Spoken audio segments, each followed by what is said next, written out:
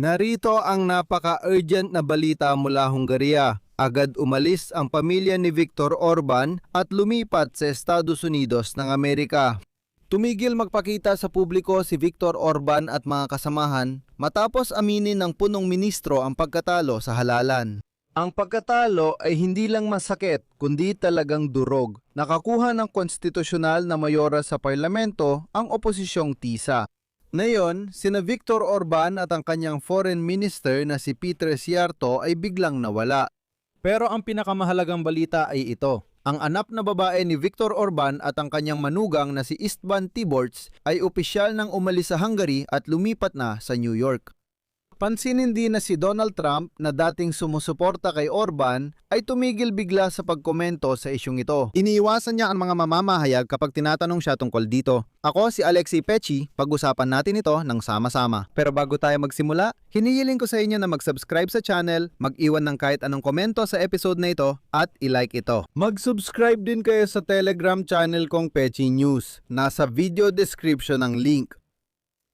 Tumigil sa pagpapakita sa publiko si Viktor Orban at mga pangunahing kasamahan matapos aminin ng punong ministro ang isang masakit na pagkatalo sa halalan. Masakit na pagkatalo sa halalan. Lubhang nakakagulat ang pagkatalong ito dahil nakuha ng oposisyong partido na TISA ang 138 boto sa parlamento na isang absolutong konstitusyonal na mayoryang 2/3 ng mga boto. Sa mga pahina ni Viktor Orban at ng kanyang kalihim ng ugnayang panlabas na si Peter Szijjarto sa Facebook, kung saan karaniwang buhay na buhay, kung saan madalas may mga provokasyon, pahayag at iba pa, biglang namayani ang katahimikan. At mula Linggo ng gabi, hindi na talaga sila nakita. Naalala mo ba kung gaano katapang bumatikos sina Viktor Orban at Peter Szijjarto sa Facebook laban sa Kyiv at Brussels? Pero ngayon, tahimik sila. Si Szijjarto na aktibo sa kampanya bago ang eleksyon ay mas maagang nawala. May isang interesting na punto rito. Pero si Peter Szijjarto, gaya na napansin ninyo, ay wala sa entablado ng ibalita ni Orban ang pagkatalo sa eleksyon. Saan napunta si Szijjarto? Sinulat ito ni dating miyembro ng parlamento, Andrea Vargadam. Simula Linggo ng gabi, pinalitan lang ni Szijjarto ang background ng kanyang Facebook page ng watawat ng Hungary. Hindi sumagot ang kagawaran ng ugnayang panlabas ng Hungary sa hiling ng komento at tumigil sa anumang pahayag dahil walang nakakaalam kung nasaan ang kanilang boss. Ganon din ang ginawa ni Donald Trump. Sumuporta siya kay Viktor Orban bago ang eleksyon at nagpadala pa ng vice-presidente na si J.D. Vance. Nang tanungin si Trump tungkol sa resulta ng eleksyon sa Hungary sa paliparan, tahimik lang siyang tumalikod at umalis na parang naiinis. Hindi rin nag-react si Trump sa pagkatalo ni Orban at panalo ni Peter Magyar at iniiwasan niyang sagutin ang tanong na ito na parang walang nangyari. Mahalagang maunawaan na ang konstitusyonal na mayorya ng partido ng TISA ay magpapahintulot na buwagin kahit paunti-unti ang otoritarian at korap na sistema ni Viktor Orban.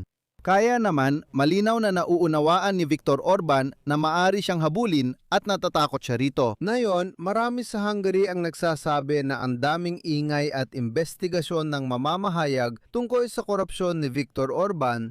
Siguro, pwede siyang puntahan, kumatok at sabihing, pakinggan mo, kailangan nating imbestigahan ito.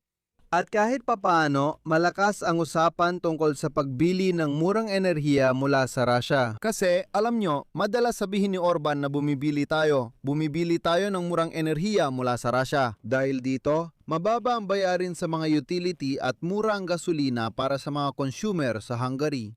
Lumabas na hindi pala totoo yun dahil hindi naman nararanasan ng karaniwang botante ang murang presyo ng enerhiya.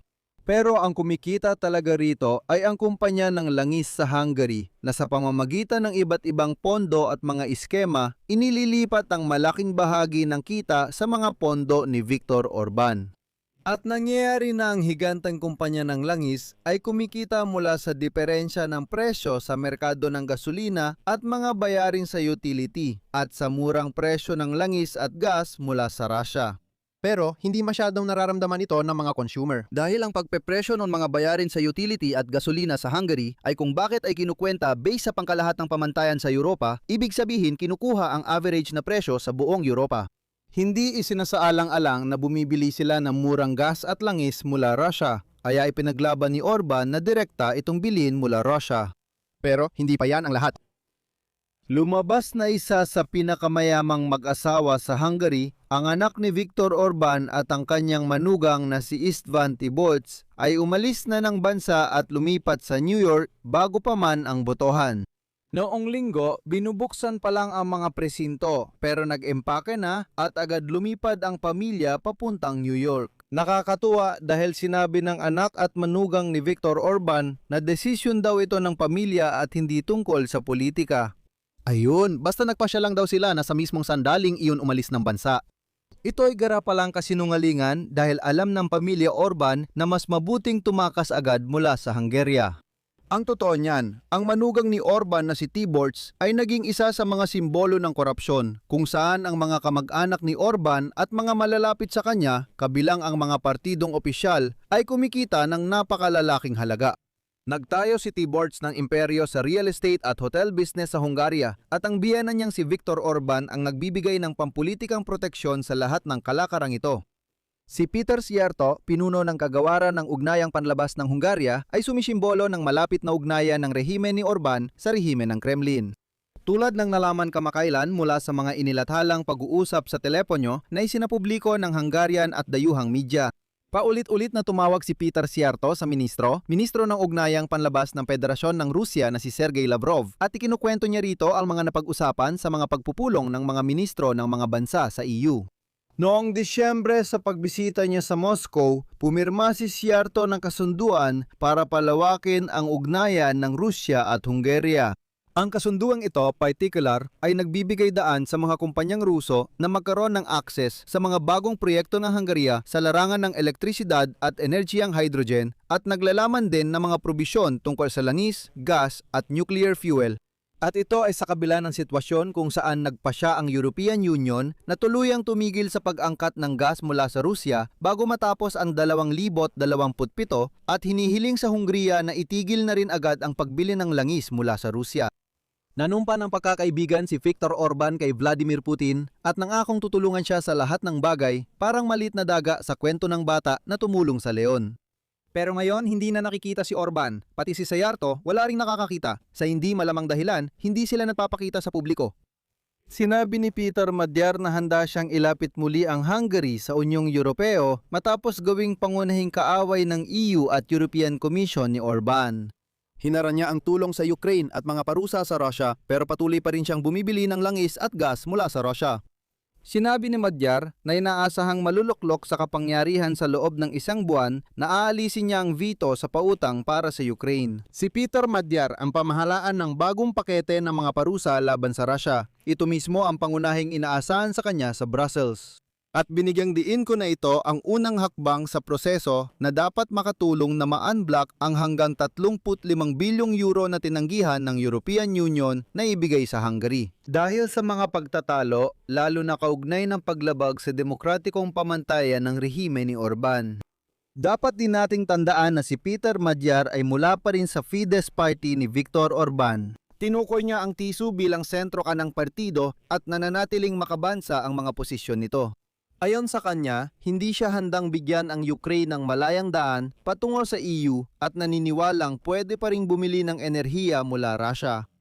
Kahit ang pinakatapat niyang taga-suporta ay hindi tiyak kung paano niya pamumunuan ang bansa. Mas detalyado kong tinalakay ang mga posisyon ni Magyar sa nakaraang episode, kaya bisitahin ang channel at mag-subscribe para hindi ninyo ma-miss ang ganitong episodes. At mga kaibigan, kung sa tingin ninyo ay mahalaga at kinakailangan ang trabaho ng YouTube channel na ito, maaari ninyong suportahan ang channel sa pamamagitan ng donasyon gamit ang mga link at detalye sa description ng video na ito. Ipapaalala ko kung paano sina Orban at ang kanyang foreign minister na si Peter Szijjártó ay nananatiling malapit sa Kremlin. Sa mga nakaraang linggo, nalaman na paulit-ulit tumatawag si Szijjártó kay Ministro ng Ugnayang Panlabas ng Rusya na si Sergey Lavrov at ibinabahagi ang napag-usapan sa closed-door na pagpupulong ng mga ministro ng EU. Si Viktor Orban mismo, sa isang pag-uusap kay Vladimir Putin noong Oktubre, ay halos sumumpa ng pagkakaibigan at katapatan sa kanya at nangakong tutulong sa abot ng makakaya upang maisagawa ang summit ng US-Russia sa Budapest. Ipinahayag pa ni Orban noon na siya ay isang daga na tutulong sa leong Ruso, nakakadiri at kasuklam-suklam. Ibig sabihin, si Viktor Orban, si Putin. Si Viktor Orban ay bumulong kay Putin sa telepono na ako ang magiging dagamuan na tutulong sa'yo. Ikaw na isang tunay na leon. Nakakadiri talaga. Ngayon, nakakaintriga kung ano ang susunod na mangyayari kay Viktor Orban. Kaya mga kaibigan, isulat ninyo sa mga komento kung saan ninyo sa tingin lilitaw si Viktor Orban at ang tapat niyang ministro na si Peter Szijjártó. Dito ko natatapusin. Isulat ninyo ang inyong opinyon at mga konklusyon sa mga komento sa ilalim ng episode na ito. Mag-subscribe kayo sa channel, pindutin ang kampanilya at huwag kalimutang mag-like. Kung sa tingin ninyo ay mahalaga, interesante at kailangan ng trabaho ng channel na ito, hinihikayat ko kayong suportahan ito sa pamamagitan ng inyong donasyon o bayad na subscription. Paano ito gagawin? Makikita ang lahat ng link at detalye sa video description. Nandun din ang suporta para sa channel ni Alexi Pechi. Pumili ng pinakakomportableng paraan para sa inyo. Magpapasalamat ako sa kahit anong suporta mula sa inyo. Yun lang po, ingatan ninyo ang inyong sarili. Paalam sa lahat.